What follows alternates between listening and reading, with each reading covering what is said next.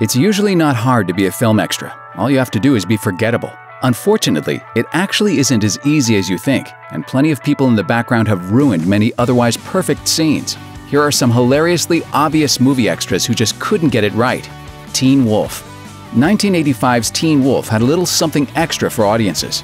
In the final scene, Michael J. Fox wins the basketball game, kisses the girl, and the crowd goes, "Nuts?"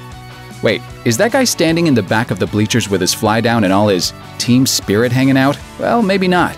Thanks to a lot of people with too much time on their hands, it turns out that this probably isn't the little teen wolf so many thought they saw. In fact, it might not even be a man at all. So far, the extra hasn't come forward to let us all in on the truth of what happened in those bleachers. But good luck watching the end of Teen Wolf again without noticing it.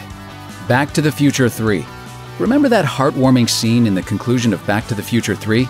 Good old Doc Brown surprises Marty by returning to 1985 to let him know he survived and all is well. We get to see Clara again and learn of her marriage, but best of all, we are introduced to Jules and Vern, their 2 young children.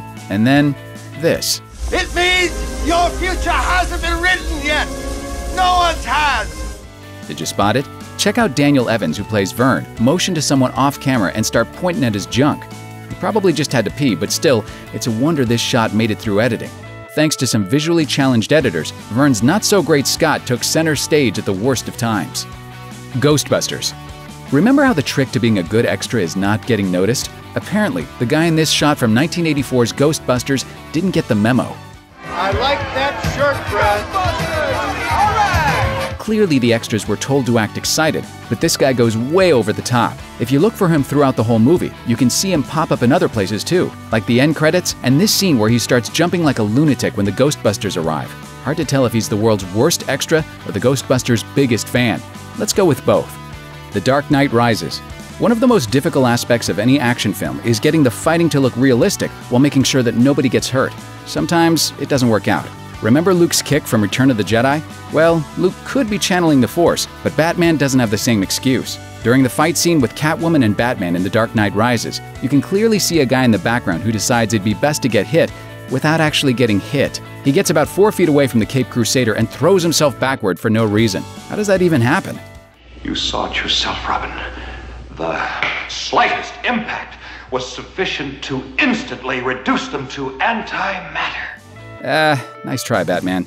Next time, just screen out the bad extras during auditions. Enter the Dragon. Enter the Dragon is a groundbreaking martial arts film starring Bruce Lee at the peak of his career of ass-kicking.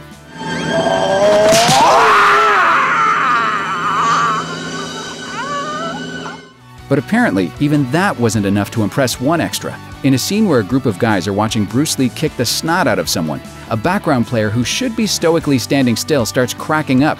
It's totally out of place for the scene. But once you know it's there, all of Bruce Lee's bone-cracking kicks disappear, and this one giggling extra is all you'll ever see.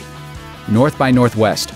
Toward the end of Hitchcock's classic North by Northwest, an important scene takes place where Eva Marie Saint points a gun at Cary Grant and fires. If you look closely at the boy sitting down directly behind Saint in the shot, he clearly covers his ears before the gun goes off. It's another one of those things where, if you catch it, it kinda ruins the scene forever. But maybe it wasn't a mistake. Maybe the audience is supposed to know that Saint's character is going to pull a gun and fire at Grant. Because, well, thinking about Hitchcock's legendary attention to detail, it must have been, foreshadowing. To hint to the audience that… Oh, what a load of crap!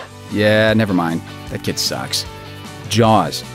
Imagine you're an extra on Jaws, and you're told that you need to look freaked out because a gigantic, aquatic monster has just eaten a little boy. That's probably about the only instruction most extras needed, but there was one guy who clearly thought differently. Because instead of screaming for his imaginary children, he's giggling like a little kid.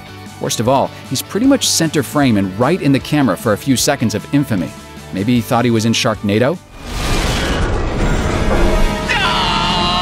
Yeah, that was probably it. Thanks for watching.